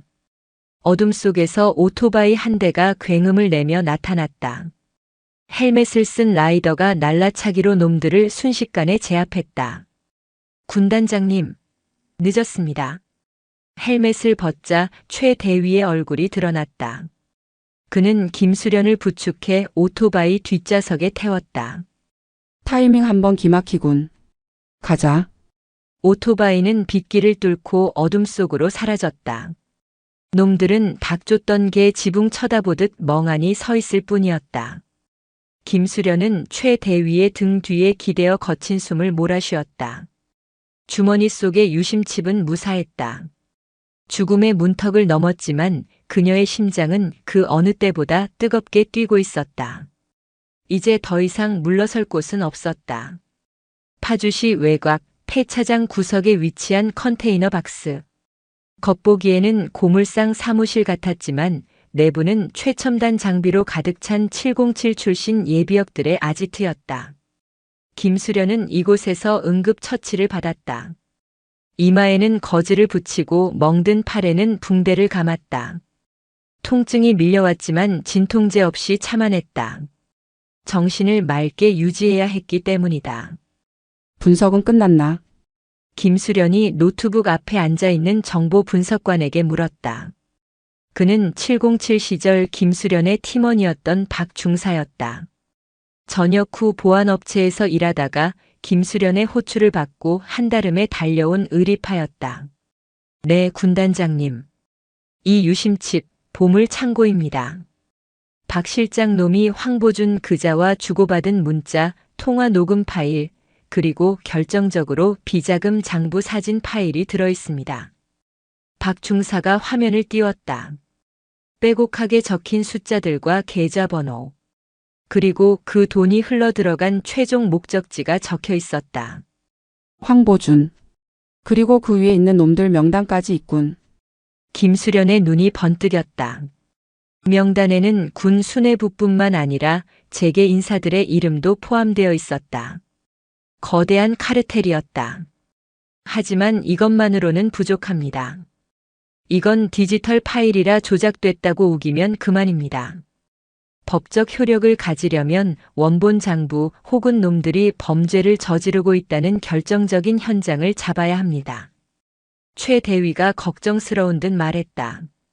김수련은 화면 속의 날짜 하나를 가리켰다. 오늘 밤이다. 화면에는 12월 28일 200 평택항 제사부두 화물선 선적이라는 메시지가 있었다. 놈들은 내가 죽었다고 생각하거나 적어도 재기 불능 상태라고 믿고 있을 거야. 이 기회에 증거를 없애고 남은 물량을 해외로 빼돌리려는 거지. 평택항이면 관할 바뀝니다. 게다가 우리는 지금 수배 중인 신세입니다. 병력을 동원할 수 없습니다. 병력은 필요 없다. 우리면 충분해. 김수련이 자리에서 일어났다. 최대위 박중사 그리고 여기 있는 5명. 우리는 오늘 유령이 된다. 군복도 계급장도 없다. 오직 그림자로서 놈들의 숨통을 끊는다. 알겠습니다. 대원들의 눈빛이 살아났다. 그들은 잊고 있었던 야성을 되찾은 늑대들이었다. 새벽 1시 평택항. 바닷바람이 매서웠다. 거대한 크레인들이 괴물처럼 서 있는 부두에는 스산한 기운이 감돌았다. 파나마 선적의 낡은 화물선 한 척이 정박해 있었고 그 앞으로 컨테이너 트럭들이 분주하게 움직이고 있었다. 김수련과 대원들은 검은색 작업복을 입고 항만 노동자로 위장해 잠입했다. 그들은 컨테이너 사이를 날렵하게 이동하며 감시 카메라의 사각지대를 파고들었다. 목표는 2가지. 첫째, 선적되는 화물이 불법 유출된 군용 물자라는 것을 확인하고 증거를 남길 것. 둘째, 현장 책임자를 생포할 것. 김수련이 마이크로 송수신기로 지시했다. 그녀는 화물선 갑판으로 이어지는 사다리를 타고 올랐다. 갑판 위에는 소총으로 무장한 용병들이 경계를 서고 있었다. 단순한 깡패들이 아니었다. 해외에서 고용된 전문 용병들이었다. 놈들이 판을 크게 벌이고 있다는 증거였다. 김수련은 컨테이너 뒤에 숨어 호흡을 골랐다. 순찰을 돌던 용병 하나가 다가왔다. 거리는 3m, 2m, 1m. 획! 김수련의 손이 어둠 속에서 튀어나와 용병의 입을 틀어막고 목을 감았다. 소리도 없이 용병이 기절했다. 그녀는 용병을 어두운 구석으로 끌고 가 묶어두고 전진했다. 선교 조타실. 불이 켜져 있었다. 김수련은 창문 틈으로 안을 들여다보았다. 익숙한 얼굴이 보였다. 황보준이었다. 그는 위스키 잔을 들고 선장과 웃으며 이야기하고 있었다. 이번 것만 성공하면 평생 놀고 먹을 수 있어. 그 여자 때문에 10년 감수했지만 결국 덤프트럭에 깔려 죽었다니 속이 다 시원하군. 하하, 역시 이사님 수완은 대단하십니다. 군단장 하나 보내는 건 일도 아니군요. 그들의 대화를 듣는 김수련의 주먹에 핏줄이 섰다. 그녀는 허리춤에서 섬광탄을 꺼냈다. 진입 3일. 쨍그랑. 김수련이 유리창을 깨고 섬광탄을 안으로 던져 넣었다. 번쩍. 강렬한 빛과 함께 굉음이 터졌다. 조타실 안에 있던 놈들이 눈을 감싸 쥐며 비명을 질렀다. 으악. 내 눈. 김수련은 창틀을 넘어 안으로 뛰어들었다. 연기 속에서 그녀의 움직임은 거침없었다. 선장의 턱을 올려치고 경호원의 명치를 가격했다. 눈 깜짝할 사이에 바닥에 쓰러진 놈들을 뒤로하고 그녀는 황보준의 멱살을 잡았다. 안녕 이사님. 지옥에서 돌아왔어. 황보준이 눈을 비비며 김수련을 알아보았다. 그는 귀신을 본 듯 공포에 질려 뒷걸음질 쳤다. 너. 어떻게 살아있어? 분명히 차가 박살났는데. 내 놈들이 보낸 저승사자가 나를 거부하더군. 아직 할 일이 남았다면서.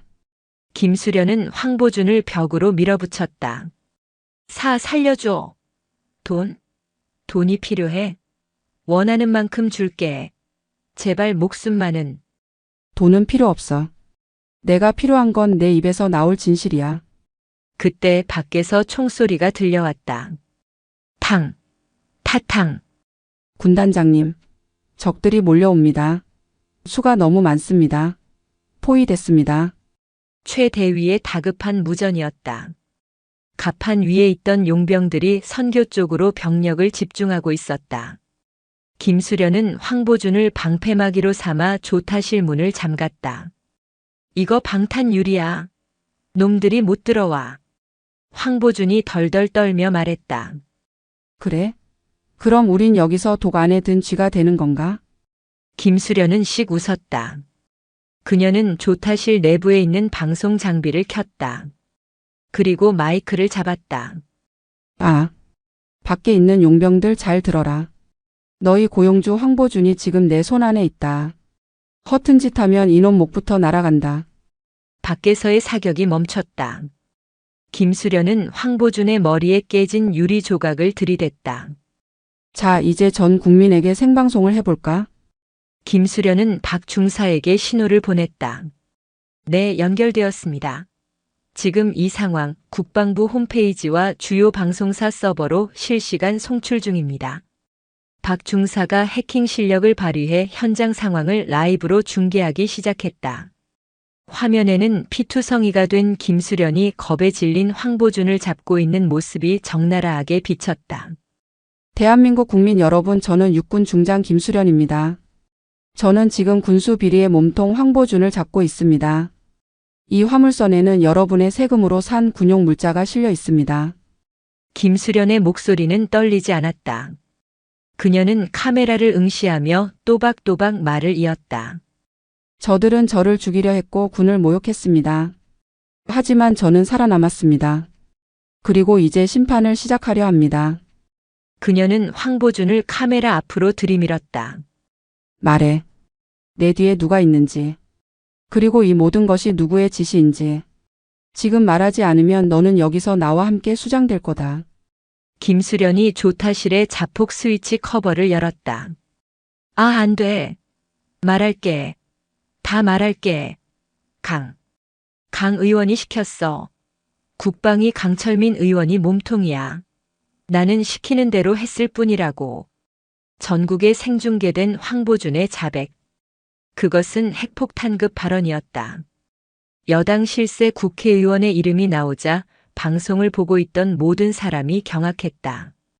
밖에서 대기하던 용병들은 상황이 종료되었음을 직감하고 무기를 버리고 도주하기 시작했다. 사이렌 소리가 들려왔다. 이번에는 김수련을 잡으러 온 헌병이 아니라 방송을 보고 출동한 경찰과 해경 함정들이었다. 김수련은 그제야 황보준을 바닥에 내동댕이 쳤다. 긴장이 풀리며 다리에 힘이 빠졌지만 그녀는 쓰러지지 않았다. 끝났다. 조타실 창밖으로 여명이 밝아오고 있었다. 붉은 태양이 바다 위로 솟아올랐다. 길고 긴 밤이었다. 하지만 김수련은 알고 있었다. 진짜 싸움은 이제 법정에서 그리고 세상 속에서 다시 시작될 것이라는 것을. 최 대위와 박 중사가 문을 부수고 들어왔다. 군단장님, 해냈습니다. 전 국민이 다 봤습니다. 김수련은 피 묻은 얼굴로 그들을 보며 희미하게 웃었다. 그래. 이제 집에 가자. 가서 씻고 밥이나 먹자. 그녀는 당당하게 걸어 나갔다. 그녀의 뒤로 찬란한 아침 햇살이 비치고 있었다. 그것은 승리의 빛이자 정의가 살아있음을 알리는 서광이었다. 평택항에서의 생방송은 대한민국을 뒤흔든 핵폭탄이었다.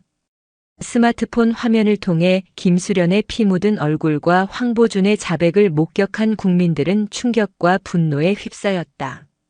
청와대 국민청원 게시판은 마비되었고 광화문 광장에는 새벽임에도 불구하고 촛불을 든 시민들이 하나둘 모여들기 시작했다. 하지만 괴물은 쉽게 죽지 않았다. 방송 직후 강철민 의원 측은 즉각 성명을 발표했다. 해당 방송은 조작된 딥페이크 영상입니다. 김수련 중장은 군사 반란을 꾀하는 정신 이상자이며 황보준 보좌관은 협박에 의해 허위 자백을 강요당했습니다. 이는 국가 전복 세력의 테러입니다. 뻔뻔한 거짓말이었다. 그러나 그들에게는 언론과 권력이라는 강력한 무기가 있었다. 일부 언론은 강 의원의 주장을 받았으며 김수련의 군사 쿠데타 의혹이라는 자극적인 헤드라인을 뽑아냈다. 육군 본부 내의 부패한 수뇌부 역시 즉각 반응했다. 현 시간부로 제1군단장 김수련을 내란 및 상관 명예훼손, 군무 이탈 혐의로 체포한다. 저항 시 발포를 허가한다. 체포영장이 발부되었다. 김수련과 그녀의 대원들은 영웅에서 순식간에 수배자로 전락했다. 평택항을 빠져나온 김수련 일행은 은신처인 폐차장 컨테이너로 돌아왔다. 분위기는 무거웠다. 군단장님, 상황이 좋지 않습니다. 경찰과 헌병대가 주요 도로를 차단했습니다. 강 의원 쪽에서는 사설 경호업체까지 풀어서 우리를 찾고 있습니다. 놈들은 우리를 체포하는 게 아니라 제거하려 할 겁니다. 최 대위가 탄창을 확인하며 말했다. 김수련은 침착하게 젖은 머리를 닦아내며 지도를 펼쳤다. 우리가 숨으면 그들의 거짓말이 진실이 된다. 정면으로 돌파한다. 정면 돌파라니요? 어디로 가실 생각입니까? 강철민이 있는 곳. 여의도 국회의사당. 대원들이 경악했다. 수배령이 내려진 상태에서 대한민국 정치의 심장부로 들어가는 것은 자살 행위나 다름없었다. 놈은 지금 언론 뒤에 숨어서 여론전을 펼치고 있어. 내가 직접 나타나서 산 증거를 보여줘야 해. 황보준 그리고 이 장부들. 그때 박 중사가 다급하게 외쳤다. 군단장님, 강철민의 동선이 파악됐습니다. 국회로 가는 게 아닙니다. 김포공항으로 이동 중입니다. 개인 전세기를 띄울 준비를 하고 있습니다. 도망칠 생각이군. 해외로 나가서 잠잠해질 때까지 기다리겠다는 속셈이야. 김수련의 눈빛이 매섭게 빛났다. 강철민이 출국하는 순간 모든 것은 물거품이 된다. 수사는 중단될 것이고 진실은 묻힐 것이다. 목표 변경. 김포공항 비즈니스 항공센터. 놈의 발목을 분질러서라도 출국을 막는다. 김수련과 대원들은 다시 차량에 올랐다. 이것이 마지막 작전이 될 것임을 모두가 직감했다. 김포공항으로 향하는 도로는 이미 검문 검색이 강화되어 있었다. 하지만 김수련은 우회하지 않았다. 그녀는 707 시절 익혀둔 도심 침투 전술을 활용했다. 차량을 버리고 지하철 공사 현장의 환기구를 통해 공항 외곽으로 접근했다. 비즈니스 센터 활주로. 강철민 의원이 수행원들의 호의를 받으며 전세기를 향해 걸어가고 있었다. 그는 선글라스를 낀 채 누군가와 통화하며 비열하게 웃고 있었다. 나야. 당분간 스위스 별장에 가 있을 테니 뒤처리 잘해. 김수련 그녀는 보이는 즉시 사살하고 시체는 못 찾게 처리해. 그가 트랩에 발을 올리려는 순간이었다. 퍽. 어디선가 날아온 연막탄이 강철민의 발치에서 터졌다. 뭐야. 쿨럭쿨럭. 자욱한 연기와 함께 시야가 차단되었다. 경호원들이 당황하여 우왕좌왕하는 사이 검은 그림자들이 연기 속에서 튀어나왔다. 제 앞에. 김수련의 외침과 함께 대원들이 경호원들을 덮쳤다. 총기 사용은 최대한 자제했다. 공항에서의 총격전은 민간인 피해를 야기할 수 있었기 때문이다. 대신 3단봉과 근접 격투술이 불을 뿜었다. 김수련은 망설임 없이 강철민을 향해 돌진했다. 강철민의 경호실장이 앞을 막아섰다. 전직 특수부대 출신인 그는 거대한 덩치를 자랑하며 나이프를 꺼내 들었다. 여기까지다 쥐새끼. 비켜. 쓰레기 치우는 중이니까. 김수련은 경호실장이 휘두르는 칼을 피하며 그의 팔 안쪽으로 파고들었다. 그녀의 손날이 경호실장의 목울대를 강타했다. 컥.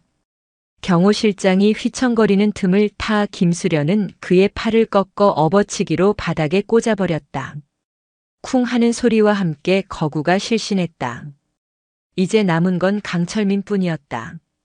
그는 공포에 질려 뒷걸음질 치다 트랩 계단에서 굴러떨어졌다. 오지 마. 내가 누군지 알아. 나는 국회의원이야. 불체포 특권이 있다고. 김수련은 강철민의 멱살을 잡아 일으켜 세웠다. 그리고 그가 쓰고 있던 선글라스를 벗겨 바닥에 던져 부수었다. 특권? 국민을 팔아먹고 도망치는 쥐새끼에게 줄 특권은 없다. 내가 갈 곳은 스위스가 아니라 국방부 영창이다. 이거나. 너는 끝났어. 이미 체포영장이. 그때 활주로 외곽에서 수십 대의 경찰차와 헌병 차량이 사이렌을 울리며 들이닥쳤다. 서치라이트 불빛이 김수련과 강철민을 비췄다. 꼼짝 마라. 포위됐다. 무기를 버리고 투항하라. 확성기 소리가 울려 퍼졌다. 강철민의 얼굴에 화색이 돌았다. 하하. 봤지? 너는 이제 죽은 목숨이야. 저들은 내 편이라고. 김수련은 헌병대를 향해 고개를 돌렸다. 수백 개의 총구가 그녀를 겨누고 있었다. 절체절명의 위기. 하지만 김수련은 강철민을 놓지 않았다. 오히려 그를 방패막이 삼아 외쳤다. 나는 제1군단장 김수련 중장이다. 내 손에 있는 자는 군수 비리의 주범이자 국가 반역 행위자 강철민이다. 나는 지금 현행범을 체포 중이다. 너희는 누구를 위해 총을 들고 있나? 부패한 권력인가 아니면 국가와 국민인가? 그녀의 목소리는 활주로의 바람보다 더 거세게 군인들의 가슴을 때렸다. 헌병들은 동요하기 시작했다. 그들도 뉴스를 봤다. 진실이 무엇인지 알고 있었다. 하지만 명령 때문에 이곳에 온 것이었다. 쏘라고. 저 미친년 당장 쏴버려. 강철민이 발악하며 소리쳤다. 그 순간 헌병대 대열이 갈라지며 한 명의 장성이 걸어 나왔다. 육군 참모총장이었다. 그는 침통한 표정으로 김수련을 바라보았다. 총장님, 빨리 명령을 내리십시오.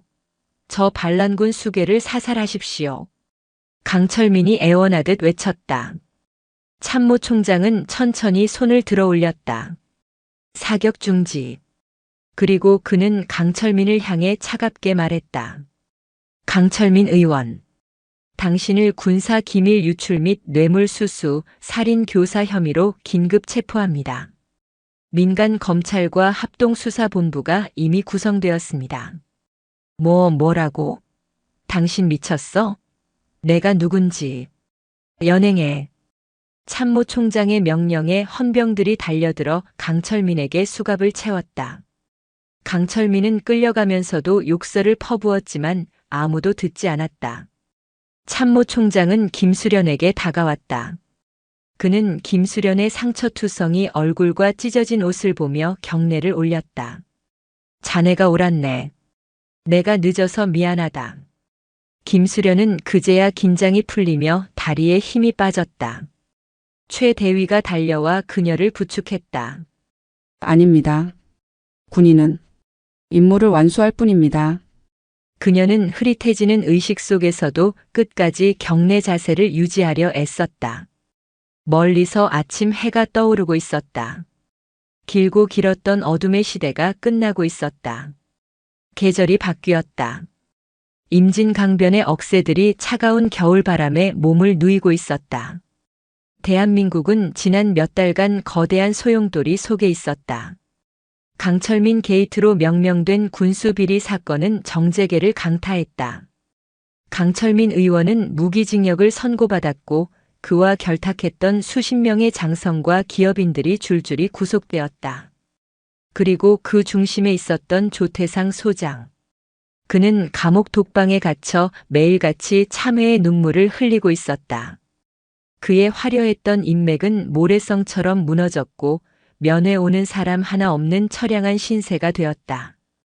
그는 자신의 탐욕이 얼마나 부질없었는지를 뼈저리게 느끼고 있었다. 김수련은 병원에서 한 달간 치료를 받고 퇴원했다. 그녀에 대한 징계위원회도 열렸다. 명령 불복종과 무단 이탈은 명백한 규정 위반이었기 때문이다.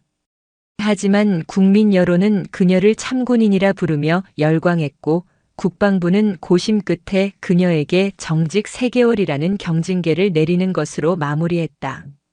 사실상 면죄부나 다름없었다. 정직 기간이 끝나고 복귀하는 날, 제1보병사단 연병장에는 눈이 내리고 있었다. 김수련은 정복을 갖춰 입고 사단장 이취임식 단상에 섰다. 그녀는 군단장 직위로 복귀하기 전 잠시 공석이 된 1사단장의 임무를 마무리하고 새로운 사단장에게 지휘권을 이양하기 위해 온 것이었다. 연병장의 도열한 병사들의 눈빛은 예전과 달랐다.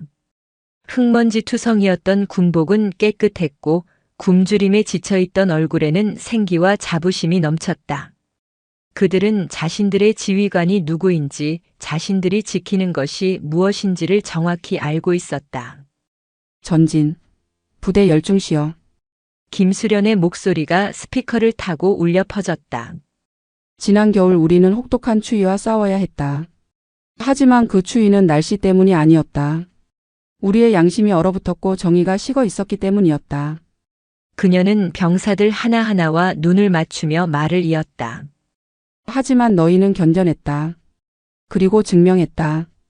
대한민국 국군은 전진부대는 결코 불의에 무릎 꿇지 않는다는 것을. 나는 너희가 자랑스럽다. 병사들의 가슴이 뜨거워졌다. 그 어떤 화려한 미사여구보다 진심이 담긴 한마디였다. 이임식을 마치고 사단 본부를 나서는 길 한 병사가 쭈뼛거리며 김수련에게 다가왔다. 지난번 야간 도하 작전 때 물에 빠졌다가 김수련이 구해준 그 일병이었다. 군단장님, 잠시만. 경호원들이 제지하려 했지만 김수련이 손을 들어 막았다. 무슨 일인가? 병사는 품에서 꼬깃꼬깃한 핫팩 하나를 꺼내 내밀었다. 이거. 날씨가 춥습니다. 지난번에 저 구해주셔서 정말 감사합니다. 이 말씀 꼭 드리고 싶었습니다. 김수련은 병사가 건넨 따뜻한 핫팩을 받아들었다. 그 어떤 훈장보다 무겁고 따뜻한 선물이었다. 그녀의 차가웠던 표정이 봄눈 녹듯 부드럽게 풀렸다. 고맙다. 아주 따뜻하군. 군 생활 건강하게 마치도록. 예, 전진. 병사는 세상을 다 얻은 듯한 표정으로 우렁차게 격려했다. 차에 오른 김수련은 창밖으로 멀어지는 부대를 바라보았다. 최 대위가 운전대를 잡으며 물었다. 군단장님, 이제 어디로 가십니까? 군단 사령부로 복귀하십니까? 김수련은 손에 든 핫팩을 만지작거리며 잠시 생각에 잠겼다. 어깨에 달린 별 3개. 그 무게가 새삼스럽게 느껴졌다. 그것은 권력을 누리라고 달아준 것이 아니라 저 병사들의 핫팩 같은 마음을 지키라고 달아준 책임의 무게였다. 아니, 임진각으로 가자. 임진각이요? 거긴 왜? 그냥 바람이 쐬고 싶군. 그리고 다짐도 좀 하고. 임진각 평화누리공원. 철조망 너머로 북녘 땅이 보였다. 김수련은 바람개비 언덕에 서서 차가운 강바람을 맞았다. 그녀는 707 시절부터 지금까지 수많은 적과 싸워왔다. 테러리스트, 적군, 그리고 내부의 적까지. 싸움은 끝나지 않을 것이다. 또 다른 조태상, 또 다른 강철민이 나타날 것이다. 세상은 쉽게 변하지 않으니까. 하지만 김수련은 두렵지 않았다. 그녀에게는 지켜야 할 사람들이 있었고 함께 싸울 전우들이 있었다. 최 대위, 네, 군단장님. 군인이란 뭐라고 생각하나? 최 대위는 잠시 고민하다 대답했다. 국가를 지키고 국민을 보호하는 방패 아닙니까? 김수련은 고개를 끄덕이며 엷은 미소를 지었다. 맞아. 그리고 그 방패는 깨끗하게 닦여 있어야 해. 그래야 무엇이 적으로부터 날아오는지 똑바로 비춰볼 수 있거든. 나는 앞으로도 계속 닦을 거야. 내 방패에 녹이 슬지 않도록. 그녀는 하늘을 올려다보았다.